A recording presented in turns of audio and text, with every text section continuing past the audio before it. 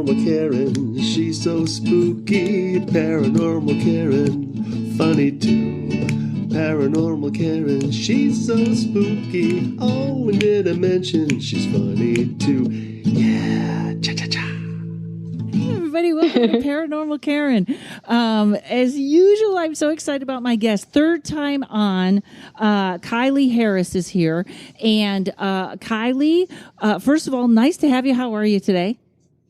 Hi, Karen. Thank you very much. I love that you're always so excited. It creates a lovely energy to work with. Well, thank you. But you know what? I really do love my podcast. Like, I really love doing it. I always get excited. And I think there's only been one or two guests that kind of snuck in that I was like, I don't know how excited I am. But I'm I have control of that now. Now I pick whoever I want. And folks, especially when I first started the podcast, Kylie was on. And she, I had met her in Australia, and I really feel like you were on the cutting edge. You were talking about mediumship and spirit emergency, which is where we're going to pick up again today. But is there like so everyone, I'm not going to make her redo the whole story. I'm going to have her give a little bit, and then I'm going to get right into what we're talking about today. But I sent so many people to that podcast because Spirit Awakening, it was happening then, and now I think we're in full force. Can you give everybody sort of a thumbnail sketch of what you describe as Spirit Awakening? Yes. Oh, thank you. And that's so kind of you to say, because back when I first met you, I felt like nobody was listening to me. I was in the back texting all my friends going, you're not going to believe what I'm hearing right now. I can't wait to tell you about this, because they were all having the physical, you were describing like physical things that could happen. And I was like, oh my God, this is everyone I know. So you were and are brilliant. So I'll let you go. Oh, thank you, Karen. You're always so kind. And yeah, certainly back then, I felt like for a large part in my life and in my work in general, I was just speaking into the wind, and then every now and then somebody would catch on to what I was talking about, and it would manifest, or it would resonate for them, and it would be like, that was kind of what kept me on track, I guess. Just reaching one person here and there. And having them reassure me that what I was doing was actually helpful. So yeah, and now you must be getting reassured all the time, I would think.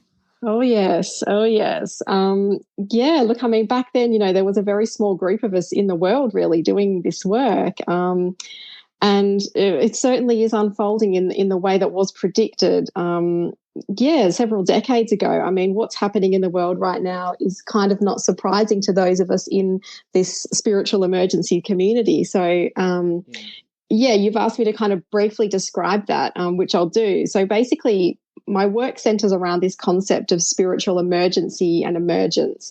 It's kind of a play on words, like the spiritual emergence aspect refers more to sort of a gradual unfolding of spiritual awareness, like a spiritual awakening process that is, kind of nice and as you would want it to be. You might be engaged in a spiritual practice or something, and you're just kind of gradually awakening and stepping into your spirit self.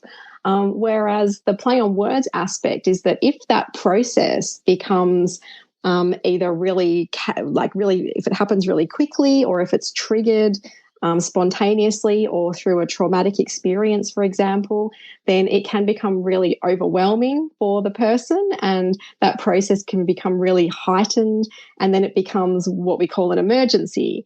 And so when a person is in that state of spiritual emergency, they're really kind of not functioning very well in life. Things are very overwhelming for them.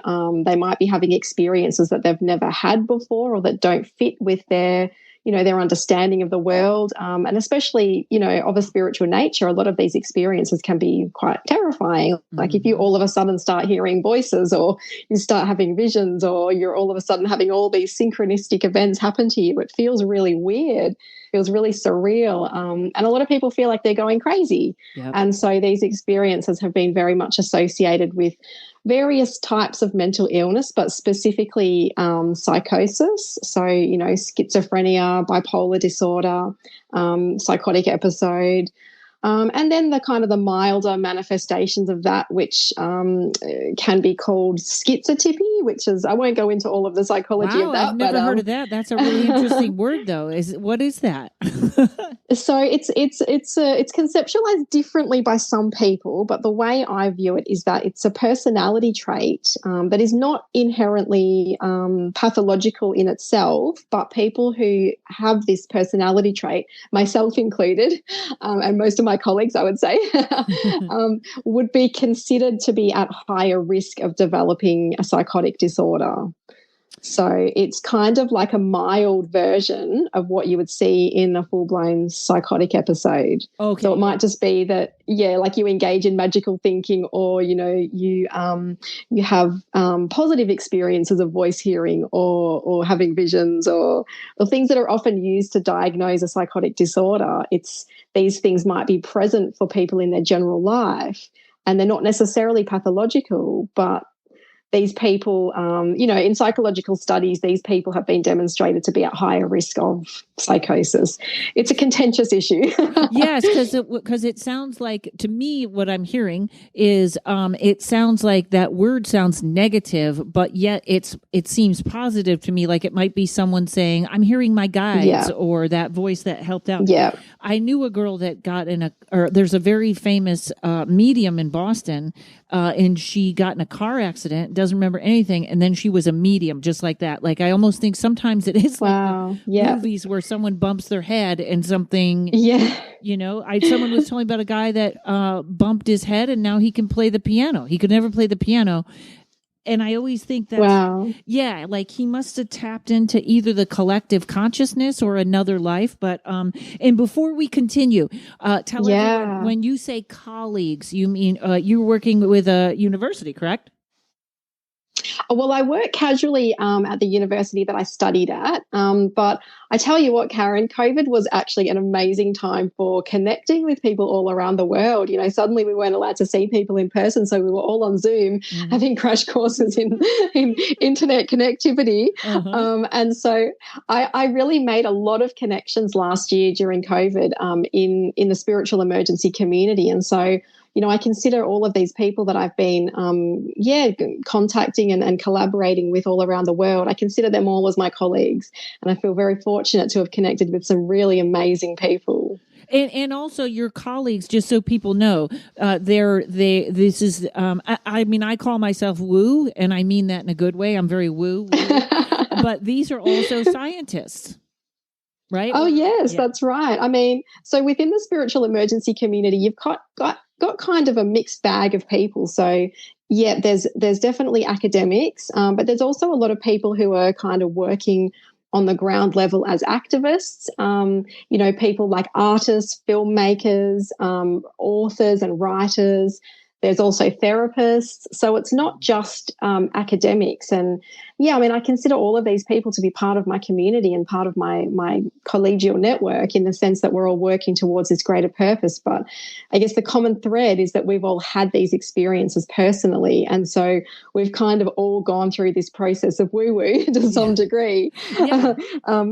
To varying degrees. I mean, a lot of these people have been involuntarily committed to a mental institution at some point in their lives, and then they've gone on to, either study the phenomenon or become a therapist in that area, become an activist. Not all of our experiences have been that extreme. I personally have not been committed to a psychiatric hospital, but I certainly have been in therapy and have spent many years questioning my own sanity. So that is the common thread. Yeah, that's the common thread between us all. We kind of get this experience of feeling crazy and then coming out the other side and realizing that it was actually a very natural process of renewal, really. Yes. And also, sometimes that's my job, and that sometimes people that listen to this podcast that can't talk outside of it is, my job is to make sure they know they're not crazy, although I really shouldn't. I stand that from the point like I'm not crazy, so I don't know if we're all on crazy train.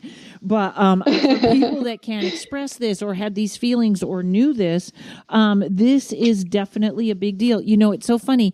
I do believe the way that therapy is going, like I have a therapist now, and she's so obviously a psychic and medium. And then finally one day when I was talking to her about all my stuff, she goes, she goes, I'm totally okay with this. And I was like, I knew you were a psychic and medium when I walked in. And she laughed, but she muscle tests you to see if you have COVID before you go in. She does tapping. She's so, that is where I think therapy is going. And there's another lady that has been on here, Julie Inversion, that I think it's no wonder therapists are getting involved in this, because it really is the next level of therapy, I think. Yeah, I completely agree. And that's really reassuring to hear because, for a long time, psychology has had physics envy or science envy and tried to really, be as empirical as possible, which is great in a way because evidence-based research is important. But I guess the shadow side of that is that it's taken the field away from where it originally started, which was, more humanistic centered and focused on emotions and feelings and tapping into those intuitive kind of aspects of human nature. And that kind of got a bit lost along the way of trying to become really scientific. And so the idea of a therapist using kinesiology and EFT as part of her practice, I think it's great. It's a sign of returning to the more intuitive processes of healing. And I agree. I think it's the way of the future, and I'm glad it's happening already. Yeah, if you ever are wondering, I'll tell you the name of this, but she puts these things on my head and she plays music. I listen to music on headphones. And I don't know if it's when my brain goes into trauma or something happens with my brain that when she says, when I go off course, it goes like I can hear that in the music, almost like it skips. And then it puts my brain back on track. I don't know what this is, but I have had medium experiences every time and I'm not yet a medium, but they have been so clear. And I actually talked to her about it. And I said, someday I'd like to do this so I can really become a medium. And she was like, of course. But it's the most interesting. And then she shows me all the lines, and then she goes, "Oh my God, look, you went 4,000 points." I don't know what that means, but I get very excited because I think it's a lot. Because she's excited. And I have never made more progress in my life than in like the couple of months that I've been with her. So that's wonderful. Wow. Yeah. I want to see this therapist. I'm like, God, I've already sent like 10 people to her, but she's just amazing. And this is literally what happened. And then I want to read this first paragraph of your article. I decided I wanted to get dating. And the first time I went, we discovered something really like groundbreaking. And then I matched with like 10 guys online. And then the next week we found out something else, and then no one. And then the next week we found something else, and everybody was back. And it was almost like, wow. It would talk about the energy you put out coming back to you. It was like, it was just amazing. It was like an almost automatic manifestation. But wow. I'm wondering if she's using some kind of bioresonance or something. That could be it. I thought the first part of it was neuro something. I don't listen. Yeah. I don't listen very well. I just know I love this thing, and we'll go in, and she'll be like, "What do you want to do today?" And I'm always like, "I want to do that." It sounds like so much fun. Much more fun than talk therapy. It is. I don't know if other people have. Maybe I don't have terrible traumas, but whatever's going on, it's the greatest. Like I look forward to seeing her every week. Wow. Yeah. And she does Chinese medicine, all this stuff.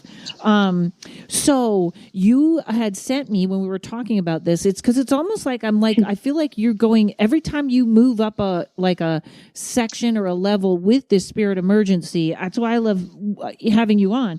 So I'm going to read to everybody the first paragraph of this article that's in Medium, and which is, by the way, such a great online magazine. Oh, it is, isn't it? It's a really like supportive community. You can make a lot of friends on there, and it's a bit more highbrow than in some of the other social media networks where you feel yourself wasting time. Like if you want to be involved in Medium, you have to be actually writing, yes. writing quality stuff. Yes, not just. Yeah, that was the first place where my friend Jessa Reed told me about reality transurfing. So, and we kind of covered this, but I had circled this first paragraph because I thought it was a perfect intro. Spirit emergence or emergency refers to a continuum of experiences representing an unfolding or awakening of consciousness. These experiences represent an opportunity for growth and transformation, but are often chaotic and overwhelming and potentially diagnosed as mental illness. So I know you covered that, but I thought that said it perfectly. Perfect. Yeah. Probably more succinctly than what I explained earlier. No, it was great. I got off on a tangent about my therapist and all that other stuff. So now we had talking about this during last year's COVID. Do you think that more, obviously with COVID, I always say to people, remember when you kept saying, I don't have enough time, I'd like more time? Well, you got it. Unless you had kids, Karen, and then you had less time. That's right. So do you think COVID, that this, well, because of the time we're in or the year or the whatever, you think spirit emergency is so much on the rise right now, isn't it? Yes. Oh, absolutely. I mean, one of the big things about spiritual emergency is that it can be triggered by trauma. So, COVID was obviously a massive trauma, and it was a global trauma, which is one of those things that just doesn't happen very often at all. Like, often, a natural disaster is obviously a trauma, but that will often happen, just in one specific place. And so it's not like the entire world is kind of stopped by, the bushfires that we had here in Australia. Yeah, sure, everyone knew about them, but not everyone was affected by them. Whereas COVID is very different in that it's been a global trauma, and pretty much the whole world has been affected by that in some way. So, when we think about trauma being a trigger for spiritual awakening and spiritual emergency, I think that definitely this is a massive catalyst globally for people to flip out, have a trauma response. Because what often happens also as part of this process is that, there could be a triggering trauma, but then that will kind of trigger the unearthing of other traumas. So like for me, for example, I think I kind of explained this briefly last time, but, COVID was a trigger for me because it was a traumatic experience. And then what that did was it kind of brought up some other trauma that I already had that hadn't been dealt with. And so that's what this process often looks like. It can just be kind of like a domino cascade of traumas kicked off by one, but then unearthing a whole bunch more. And if you've already got a lot of stuff going on in your personal life, it really can just bring all of that up to the surface, and that can be really difficult to deal with. Yeah, you can't undo consciousness. And it feels like it's one of those onions that just is you're peeling away one layer and the next layer and the next layer. And yes. I laugh because sometimes I have some clients, that want to meet guys or meet the one, which I hate that phrase, but they'll call me and say, I've done the work. And I'm like, the work is never done. It's never, there's always a next level to it. Oh my God, how the time flies. Okay. Hold on 1 second, everybody. We're going to come back and then we're going to tie this into climate change. All right, we'll be right back. Hey, everybody, I only bring you the best in readers and healers, and that's why I'm here to talk about Paul Jasek. Paul was the guy you all went nuts for on the New Year's prediction show, as you should. He was fantastic. He's one of my favorite people, and not only is he a reader, he's also an entertainer, so when you book with him, you're in for some fun as well. He's not only accurate, he's one of the most compassionate human beings I've ever met, which means he can tell you how it is without scarring you for life. We all know those readers that blurt stuff out or try to work out their own shadow side on us. That's not Paul. Paul is going to give you the information you need and have you walking away inspired. That's Paul Jasek. You can book with him at www.paul.com.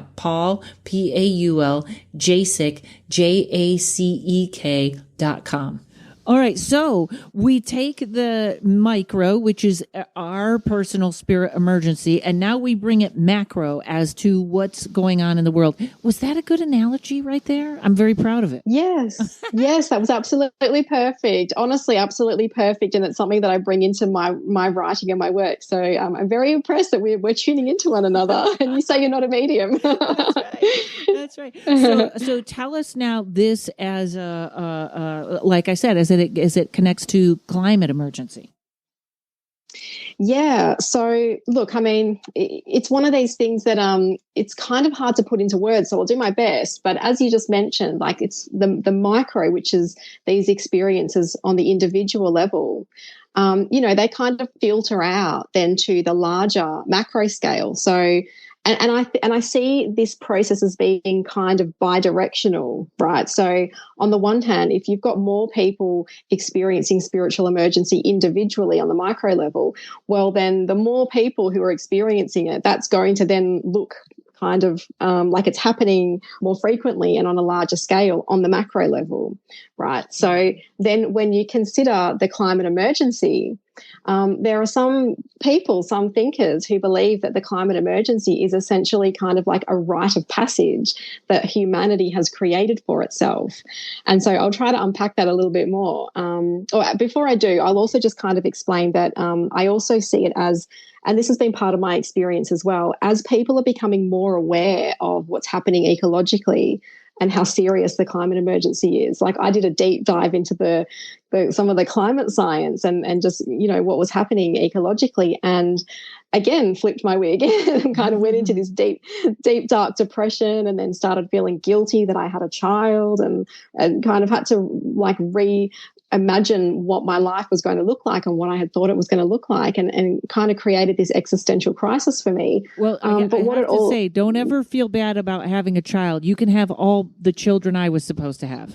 I don't know. You can have all mine. Okay. Yeah. It makes me so sad to think of all these young people who are, making this choice not to have kids because they're just so terrified about the future. And it is creating existential crisis for people, and particularly for the climate scientists. And so there's that aspect of it, as people become more aware of what's happening with the climate, that is kind of facilitating spiritual emergency for them as well, because it's forcing them to address these deep, dark existential issues, right? And so, go. Go ahead. I was going to jump very woo on you, but I want you to finish that first and then talk about the star seeds and because I have a very optimistic opinion about kids, even though I don't like them. But it's sometimes easier to like them from a distance. Yes. And this is just my thing, but everyone makes fun of millennials and like sort of they're these on the couch living at mom and dad's. But I actually feel like, and I'm not sure, but in the United States here, I feel like they're going to be the ones that are going to this is so crazy, but the attack on the Capitol was one thing. I actually thought it just, for whatever reason, what was supposed to happen there, I felt like we were supposed to turn over this government. And I wasn't obviously I'm not a Trumper, or I'm not a QAnon, but I feel like we moved into Biden, which is better. We're not as embarrassed as a country, but he's a Band-Aid.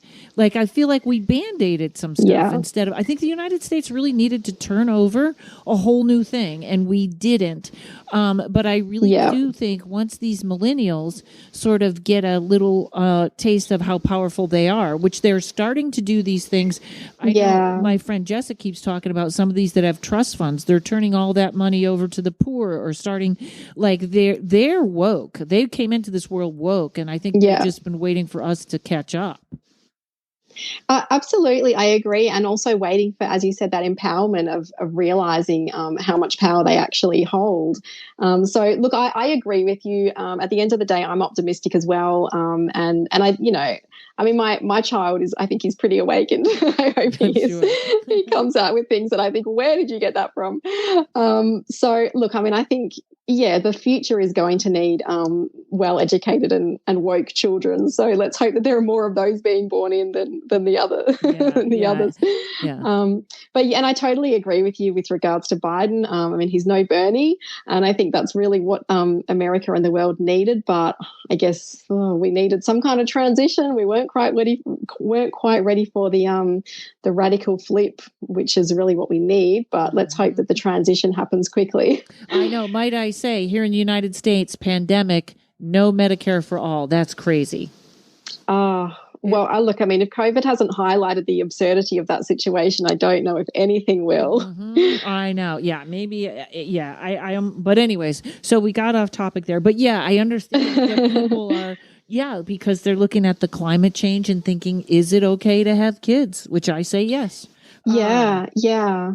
If anyone asks. Well, look, I mean, I think, I think another good point to make is that a lot of the millennials are Bernie supporters because, he's saying the things that they want to hear and he's saying them authentically and he's talking about Medicare for all and he's talking about the climate emergency. And I mean, there's a truth obviously in that is speaking to the younger people who are not tainted by all the corruption to the same degree as, the older people are. So I think that's something that really should stand out to people.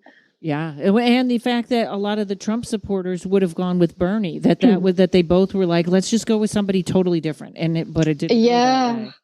Yeah. That's such an interesting point as well. I wonder how many of the Trump supporters would have gone for Bernie if he'd been the other option, the ones who were disillusioned with Trump and just wanted that change, because I totally understand the need for change. It was needed. And as much as, Trump was we can say all kinds of things about him, but he was certainly a catalyst for a change that needed to happen. Yeah. And I, even when they give the stimulus money here, it's like, here's just enough so you don't get mad. Here's just enough so you don't, and now everyone is so scared because the future is so uncertain, which it always has been. Yeah. But yeah. Okay. Yeah. So I keep interrupting you, but you. All right. So no, that's all right. So we're talking about the climate emergency as a rite of passage for humanity, and this is kind of what I think ties in with Indigenous concepts, for example. So one type of spiritual emergency, experience that has been identified is the Shamanic Crisis. In Indigenous and Shamanic cultures, an individual will often undergo, some kind of psychotic break or some kind of psychological crisis, and that's like their call to their call to awakening, their call to healing, their call to become a shaman, basically. And, within these different cultures, there are the elders within the community who recognize this and are able to effectively support the experience. And, when this kind of thing happens in non-Indigenous or in Western cultures, we don't have that same kind of support network. And so for a lot of individuals who have experienced spiritual emergency, once they come out the other side, they're able to look back at it and see it as a rite of passage, as maybe something that their own psyche created on some level, in response to kind of not having the same kind of rituals and rites of passage in place throughout the lifespan that other cultures have. Other cultures, the transition to puberty and through puberty, for example, will be celebrated through ritual and it's celebrated as a rite of passage, and it just creates that psychological structure for a person to understand that they're moving from one life stage into another. And so when we lack that kind of psychological structure and we're just free flowing through life, with no kind of boundaries or no structure within it that kind of allows our psyche to understand that we're transitioning from one life stage into another, we can just become really, just imbalanced, and just lonely, off track and lonely. That's right. Absolutely. And so, when I reflect upon my own life journey and experiences, I do think that I largely had a lack of boundaries and a lack of guidance. And like a lot of people, because in Western society, we're really just lost. We have all this technology and, all of this privilege just in our faces all the time that we've just we're doing everything wrong. We're doing everything back to front, inside out, upside down. But our psyche still yearns for that structure and for those boundaries and for those rites of passage to help us stay on track. And so, yeah, a lot of individuals feel like their experience, even if it was highly traumatic, they feel like it was some kind of rite of passage for them that has helped them to really transform and to grow as a person. Yes, and you mentioned shamans because there's it's very interesting to me because I have a lot of times in readings I will get this or I will get the meaning I had a kitchen witch on a couple episodes ago and she's fantastic and she makes this unbelievable olive oil, everything. And wow. She was saying how as a kid, she was allergic to gluten and blah, blah, blah. And she kind of skipped over it. And I go, well, yeah, that was because you had to learn how to do this. And she stopped her. And she was like, oh, maybe you're right. Like, I think a lot of times, like, I know someone that's getting well now. Hi, Kelly. That's very, very ill and has sort of these mystery illness. And she is slowly but surely healing herself. And that is the shaman had to heal themselves. Wasn't that a shaman had to be sick before?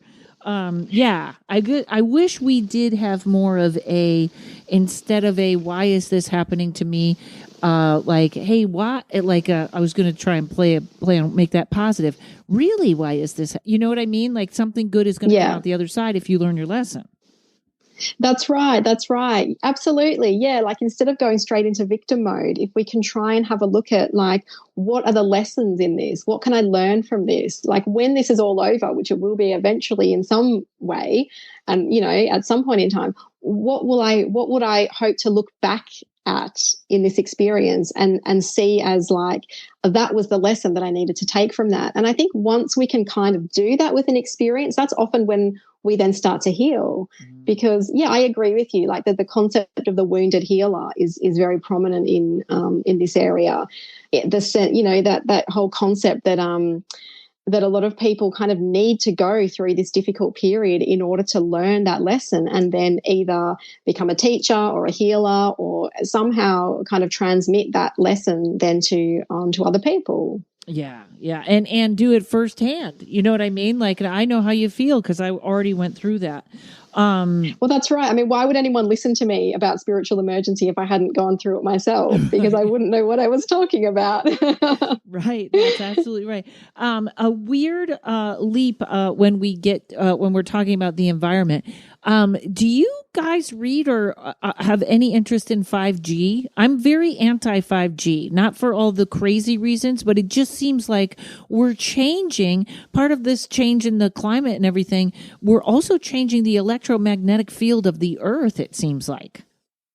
Yeah, look, I haven't done a deep dive into it, but I also feel like I don't kind of like it. I mean, I don't think it caused COVID, for example. No. But again, like, I don't know. I haven't done a deep dive into it. I know I've got some friends who believe it did, and I'm a bit like, are you sure?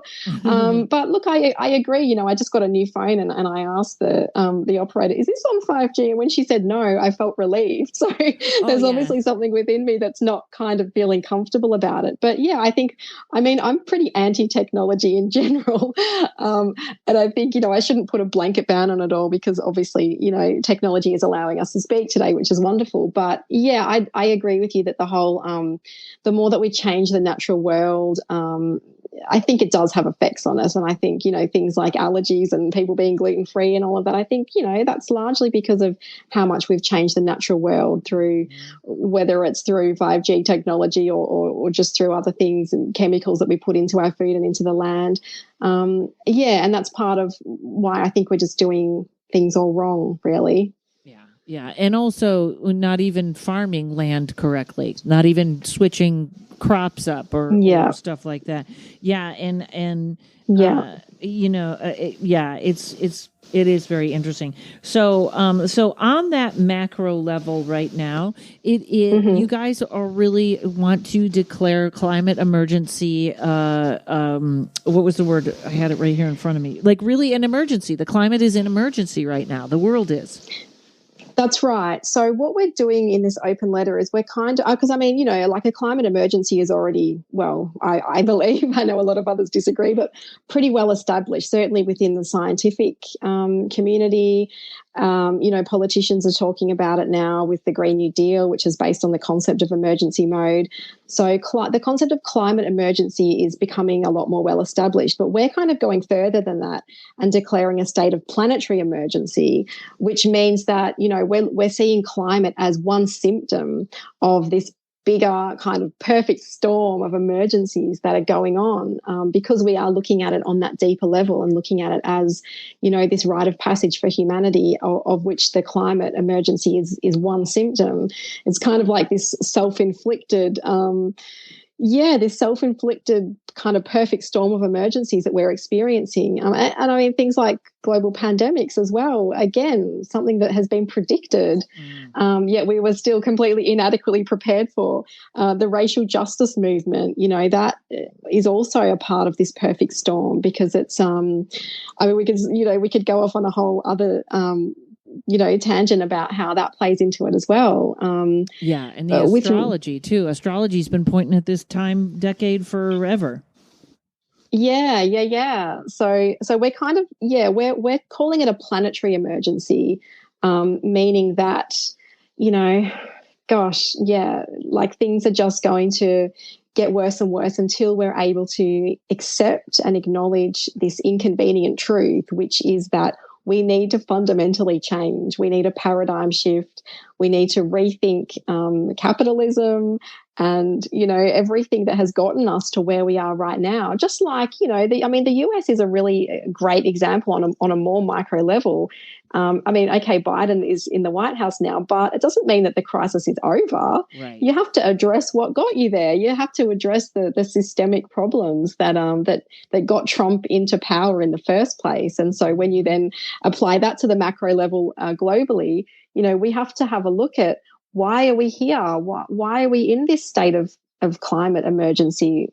We have to look at the things that got us here, and then we have to redress them, and we have to change the things that's right, change the things that are fundamentally broken with the system. Because, it's just not sustainable. Sustainability really is the key to all of this. How could we not have known for all of these decades that this was not sustainable? And here we are, the bubble is bursting. What do we do about it? Yeah, and I did I had a friend that was very, very QAnon. Some people got really mad, but I did the podcast with him. So I did it before January 6th. So I was like, so this is, people weren't paying attention to it. And I said, some people got mad that I gave this person a voice, but I thought it was good for people to know. Number one. Number two, they did a great interview. Somebody did a great interview with a woman who was QAnon, and she's out now. And he was kind of like, what made you do this? And it was almost like, and she's a middle-class lady. She's not even a poor lady. She sounded like a very smart lady. And she said it felt like the answers to everything. Like, what's wrong with this country? Well, I'll tell you what's wrong with it. There's a whole bunch of sexual trafficking going on. And then, of course, it's like, and then whose fault is it? It's got to be somebody's fault. So then they presented whose fault it was. And when you put that all together with this big, Facebook, social media stuff, and then somebody's connecting the dots, but it was almost like she couldn't understand why she was so miserable, and somebody was telling her why. It's everyone else's fault, which I don't, it's not, some of it might be her fault, but people are right. We have to rethink these same things. And also you were saying something about, over here, we're still having a mask argument, and we're still having half the country still thinks Trump won or whatever. So the brakes are on. That's my only. I'm usually optimistic, but I kind of feel like all those things you're saying we should do. Yeah, we got the brakes on over here, though. We should be listening to New Zealand. Oh, absolutely. And trust me, a lot of Australians listen to New Zealand. We follow their prime minister a lot more closely than we follow ours. Yeah, we're certainly not perfect here either. But yeah, look, I mean, I think Biden's a bit too nice, and we won't go into all of that. But I think you need a grumpy old man like Bernie, who's a populist, but who's saying the right things. And I totally get the whole conspiracy theory thing. Like, I've jumped into some rabbit holes myself at various points, and I think the thing with cult thinking is that there is an element of truth to it that resonates for people, but then it just goes down rabbit holes. And connects dots that, again, like certain elements of truth to them. Because, when you unpack the QAnon conspiracy theory, which I did actually do a deep dive into, there are elements of truth to it, like you just pointed out, like the child sex trafficking and all of that stuff. But it's kind of like a projection of where it's actually coming from. Like the people who created it, it's like, you guys are the ones doing this. Yeah, and I do that because I so don't like 5G. I end up, then all of a sudden I'm like, well, what am I reading and who is this and kind of thing. It's in fact, we're going to take a break real quick and we'll be back. And I kind of agree with you on, I agree with you on everything. So folks, we'll be right back.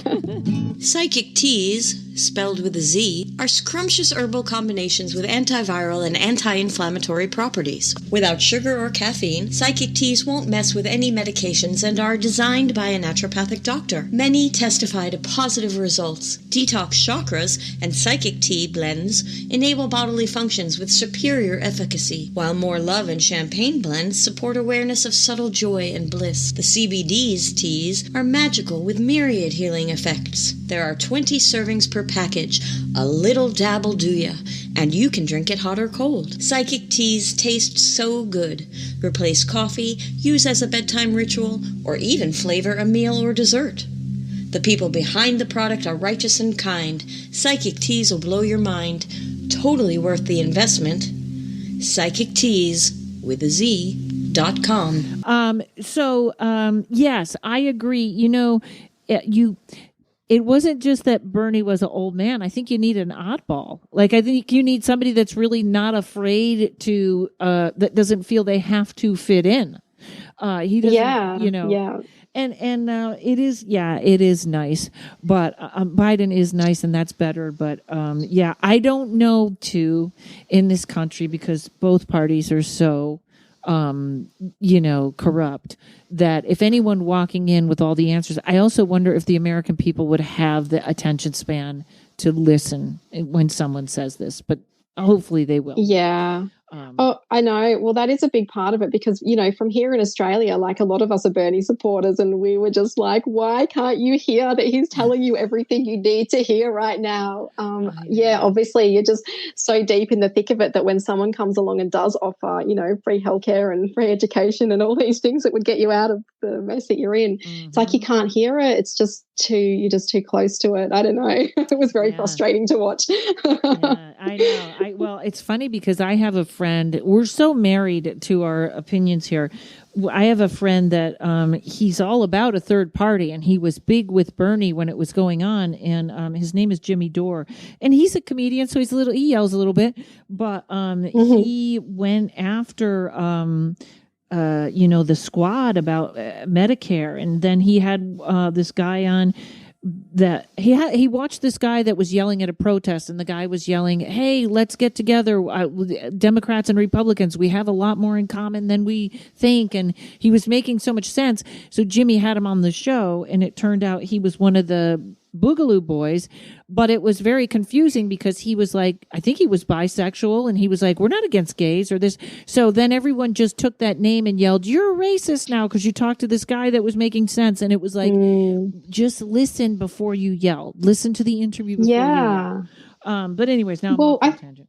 No, but I think it's important to step out of the echo chamber because, like I've got my favorite presenters and comedians that I listen to, but I also sometimes watch Fox News because or Sky News here in Australia, because you've got to see what the others, you've got to see what's being said in other communities. Otherwise you stay in your own bubble and it just becomes an echo chamber, and you do have to understand what other people are saying so that you can either debunk it or just question deeper. That's the whole concept of critical thinking. So I think that is important to listen to other people. I just started turning on Fox News quite a bit just to take it in and see what's going on. Well, it's quite hilarious, really. They switched their lane. All of a sudden, I thought I had MSNBC on when they're all trying to distance themselves now. So it's quite a different thing. If you really want to laugh, Karen, turn on Sky News, which is the Australian equivalent of Fox News. It's like the really bogan version of Fox News. It's quite hilarious. It's Fox News with Australian accents, right? That's right. That's wonderful. I'll take a look. Okay. So in this article, you guys talk about an open letter that you penned. Tell us about that. Yes. So we've written this up as an open letter, basically declaring a state of planetary emergency and unpacking why we believe we're in this state, but also offering a positive message. So we talk about this concept of emergency mode and the need to step into it. And the thinking behind this is, so we largely got this, we're introduced to this topic by a lady called Margaret Klein Salomon, who's working there in the States as a climate activist, a climate psychologist. And she's really amazing with the messaging that she is, creating and putting out there. And basically, a proponent for the idea of the need to listen to psychologists now that we're really in this emergency state.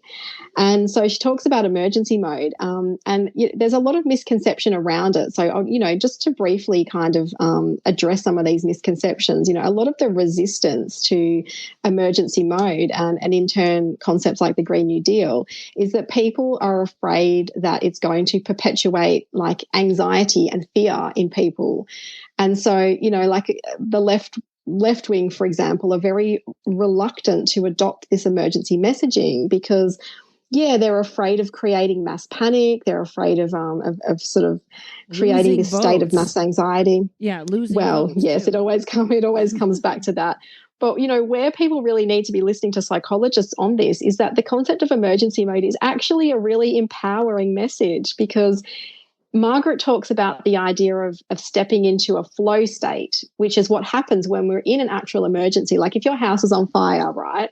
Okay, sure. Some people might crumble into a blithering mess. However, a lot of people will actually find that they realize what they're made of when they're in an emergency. They'll just go straight into that kind of adrenaline, fight, flight response of just getting done what needs to be done. And then they'll come out the other side and kind of go, kind of collapse in a heap then. But a lot of people will then really realize, oh, wow, I was able to do that. And that's really empowering for people. And so we're trying to look at that on the macro level in terms of the climate emergency and, the larger planetary emergency and kind of offer this alternative to people, because a lot of people are really despondent about climate change. And, a lot of people are kind of, basically preparing for our demise. The world is in palliative care now. Yeah. However, we're just so spoiled. And literally it's like when we're so spoiled, recycling, that seems like that should be the easiest thing. We have 2 bins in my apartment complex for recycling, and people still don't get it right. And I had to go online myself and figure out what can and what can't and the different recycled things. And then half of the stuff that could be recycled here is not being recycled. So we become so lazy to let someone else do it. But that was just my... Yeah. Oh, no, absolutely. Yeah, we definitely are spoiled. We're privileged. And the idea of change is like so unpalatable to us. So that's one aspect of it. That, then you've got others who just feel so overwhelmed by like, what can I do? I don't even know where to start. And so they kind of become paralyzed. So there are all these new kind of psychological terms coming out now that, like words like I can't even get them right now, solastalgia I won't even try to explain them because I can't even pronounce them properly. But the concept of eco-anxiety is something that's really becoming more prominent in psychological literature. And yeah, it's just this concept of basically a state of generalized anxiety that's all about climate. And I'm certainly deep in the thick of eco-anxiety. Oh, that's interesting. I think the United States is too egocentric to even use that word yet. Probably. I don't think it's mandated. Oh, really? Okay. We might be on the cutting edge here in Australia then. Yes. Well, you know what, too? It is that, I've been there and I said that like I've been there. But, it really, I know that like someone told me about, they said, socialized healthcare is better for smaller countries, but we're too big for that kind of thing. And I think that's the attitude that has kept us back on, from being as progressive as other countries with climate change. I mean, oh, for sure. And that's part of the gaslighting. It's part of the abusive relationship that you guys are all stuck in. Yes. And it really is. It's not just capital, but it's like, how easy can this be? Like we're going to have your food put in a microwave. So everything is fast and easy. And that's not good all the time.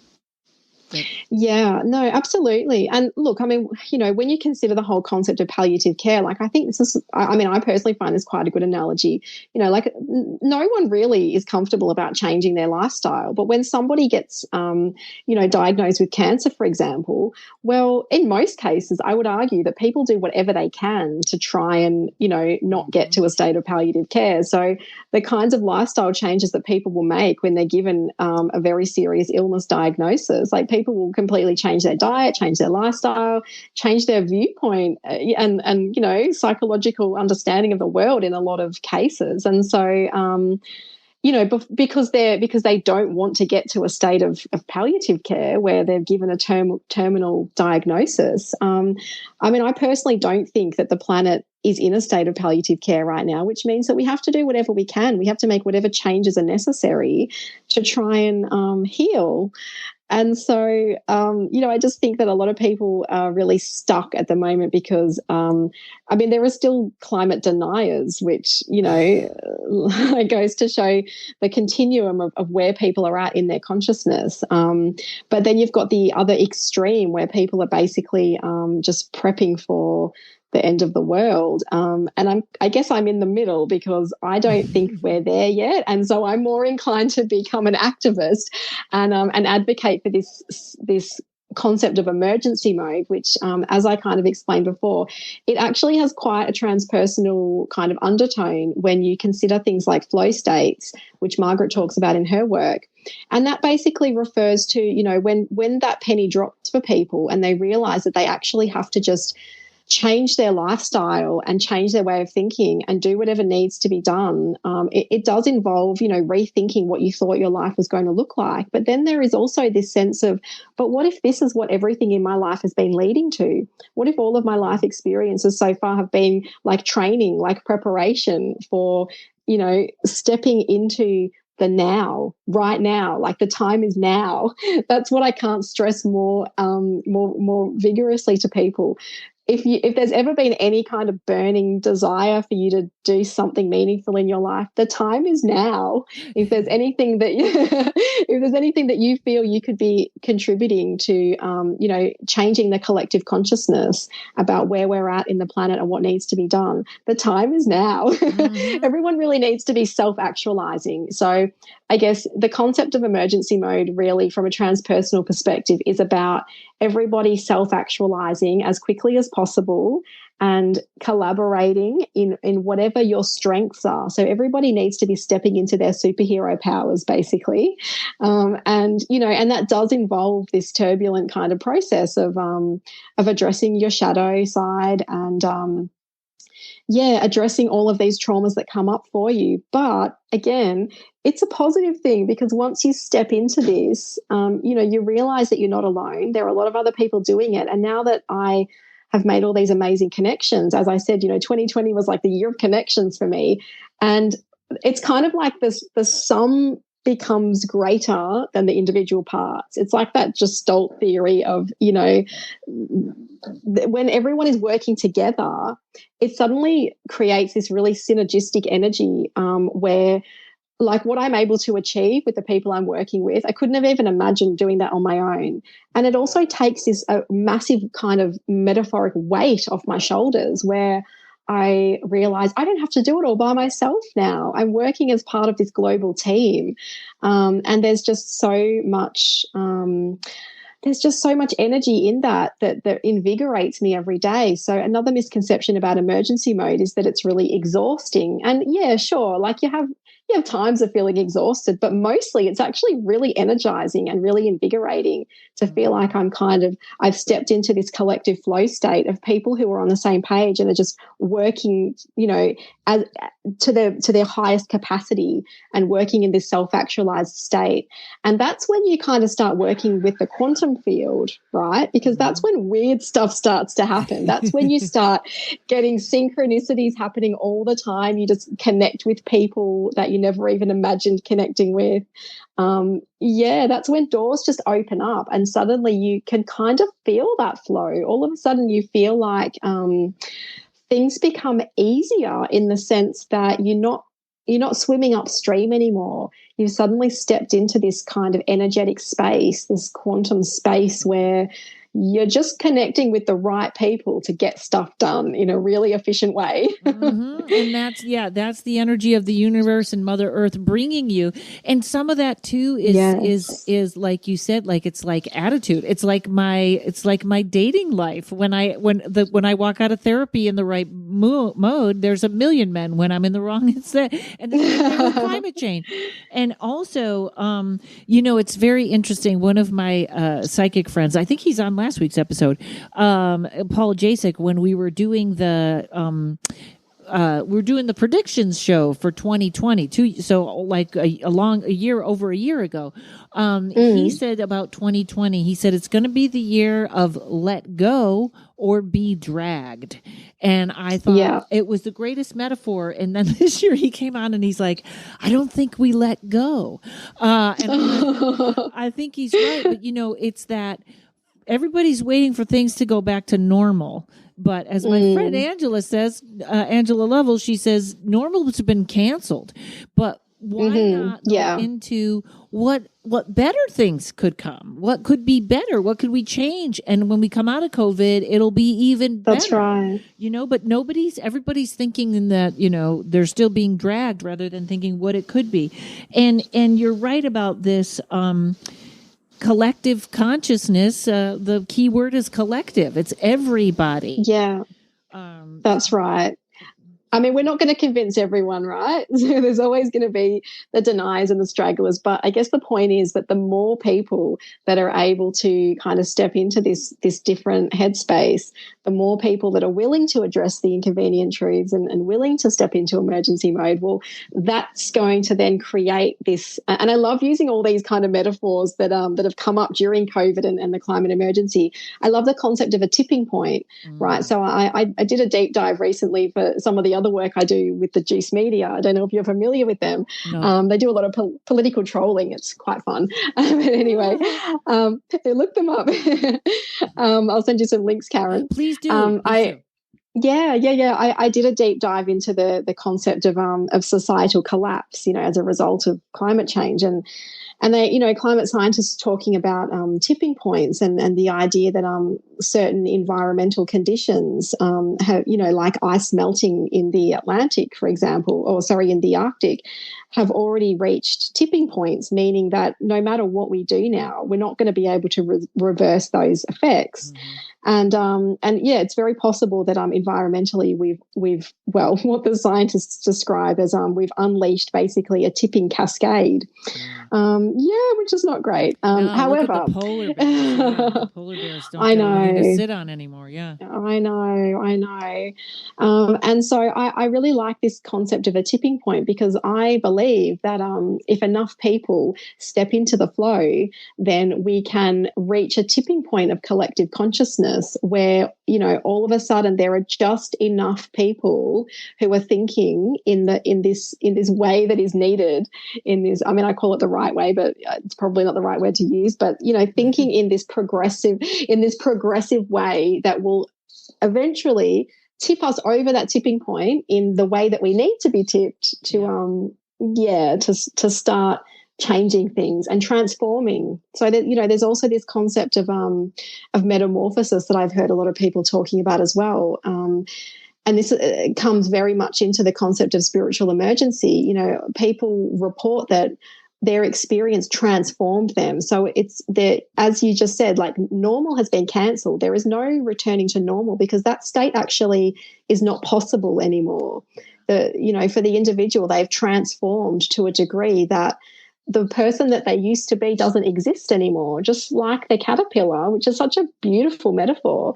The caterpillar who literally turns into like a state of fluid, like a fluid state, their body disintegrates and has to be reconstructed into the butterfly. And so that's the phase that we're in humanity right now. We're in this fluid state of metamorphosis, and it's really up to us what we do with it now. And so if enough people collectively are willing to transform on the individual level, well, then when you apply that to the macro level, then, I can't even imagine what it looks like because it's a transformed state, which is kind of the point. Yeah. Wouldn't that be great if if so many people got on board that eventually the people that were like, nothing's wrong with the planet they'd be the crazy ones that you want to stay off their lawn, and that's really what could happen. And it's so, it's all these subtle things. And I do think, when people do wake up with these experiences that the police helicopters are going over, if anyone can hear that,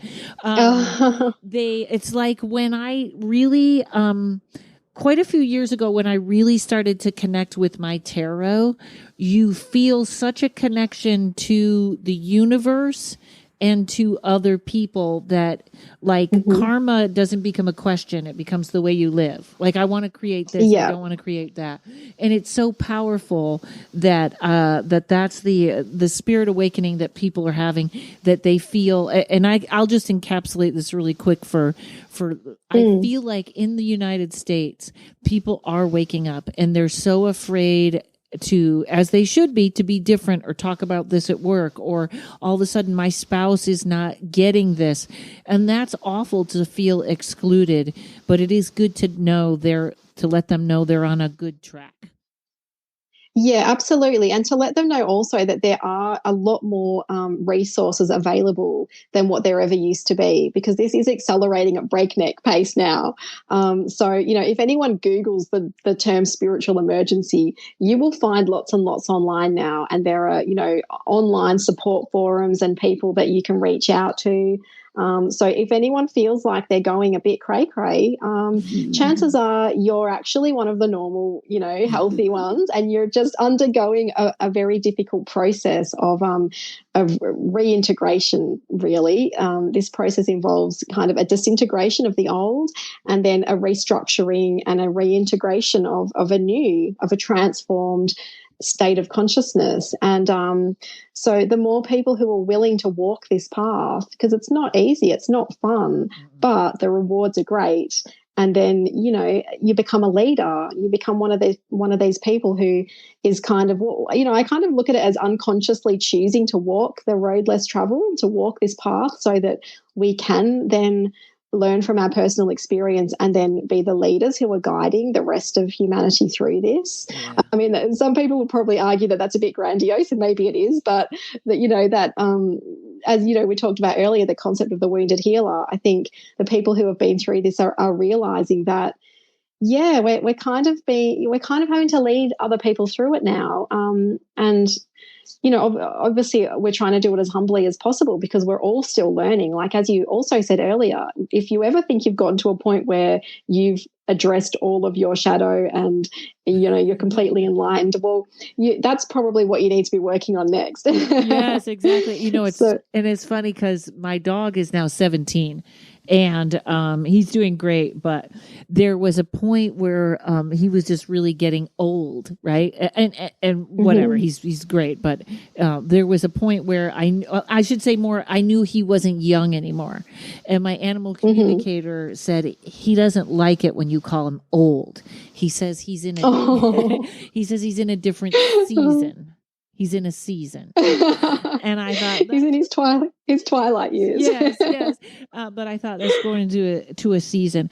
Well, as usual, just wonderful talking to you. Tell everyone where they can find you, and I'm going to have it in the show notes too, and I'm going to have a link to this article in Medium. But tell everyone where they can find you or where they can see more of you if that's out there. Yeah. Oh, thank you, Karen. So I've had all these issues with my Facebook account lately. So I am on Facebook as Dr. Kylie Harris. There's not a lot on there at the moment because I kind of had to start again. So please feel free to look me up on Facebook, Dr. Kylie Harris, and like my page. And there will be content periodically going up on there with regards to the open letter and the people who have signed on to that and all the promotional stuff that we're doing around that and research and updates and stuff like that. I'm also on Twitter, Dr. Kylie Harris. As you said, Karen, I'm on Medium. If people go to my Medium profile, the letter is pinned to the top of the page, so you'll be able to see that there. And so I do want to also just let people know that within the letter is a link to a petition. So, we are trying to be as proactive as possible with this letter. And so if people read the letter and then click on the link, it will take them to a petition that they can sign. And what we're saying is that when we get to 100,000 signatures, we will send the petition to the UN in the hopes of having them declare a state of planetary emergency. So please sign the petition and share it with everyone you know so that we can, try to get the shift happening, get the transformation underway. And people can reach out to me via those channels, and I'm very happy to connect with people and hear people's stories and offer people hope in whatever way I can. As you have done today. So that is Dr. Kylie Harris, ladies and gentlemen. Thank you so much. You're awesome. Thank you, Karen. I feel like there's so much we didn't even get to cover, so we'll have to do another follow-up. That's every time. Every time we just get started and then it's over. And you will be back soon. There's no doubt about that. And everybody, thanks for tuning in. I will see you next week. Just so you all know, I believe I am going to be working stand-up 3 months in Cape Cod, Massachusetts, Provincetown. So if you are out that way, I will hopefully have a show up that you can see. And I think that's all the dates I have to plug right now. So everybody, thanks for listening. Thanks to Mike at Uno Rising Media, and we'll see you all next week.